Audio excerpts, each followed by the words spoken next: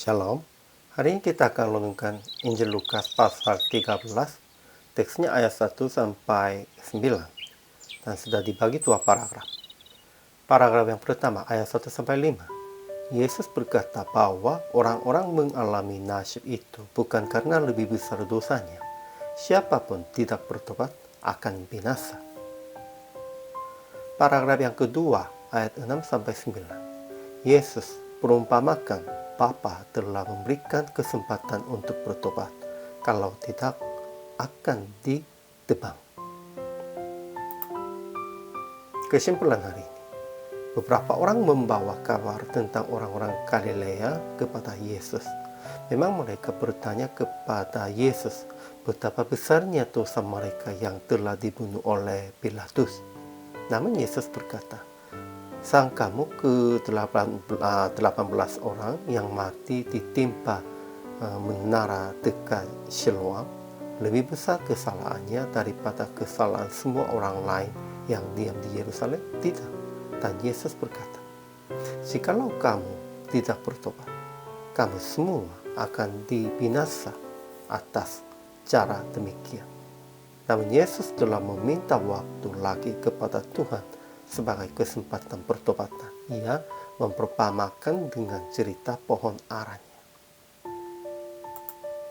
Ajaran tentang Allah. Pertama, Yesus yang mendengar tentang peristiwa orang-orang Galilea mengalami nasib, mengajak kepada orang-orang akan bertobat karena dosa mereka juga sama seperti orang-orang Galilea.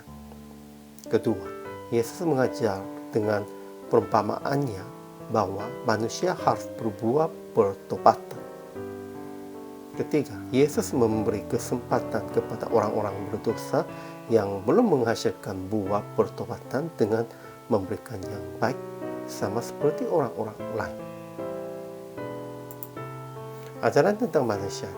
Pertama, beberapa orang datang kepada Yesus dan membawa kabar tentang orang-orang Galilea yang darahnya dicampurkan Pilatus dengan darah korban yang mereka persembahkan. Kedua, biasanya orang-orang berpikir bahwa mereka yang mengalami nasib itu lebih besar dosanya daripada mereka sendiri. Aplikasi hari ini. Pertama, orang-orang harus menghasilkan buah pertobatan dengan mengakui kelemahan sendiri. Ya, semua orangnya lemah, semua orangnya telah berdosa.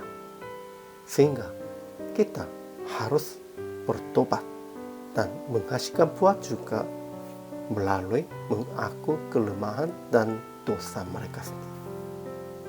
Kedua, jangan merendahkan orang lain sekalipun mereka mengalami nasib dan kesulitan, melainkan menerima sebagai kesempatan untuk pertobatan. Siapapun harus bertobat aja, sekalipun mereka mengalami nasib dan kesulitan. Itu bukan karena mereka lebih banyak melakukan dosa, karena mereka lebih banyak ada kesalahan. Jadi PR praktik hari ini, usaha akan menghasilkan buah pertobatan dengan perubahan hidup.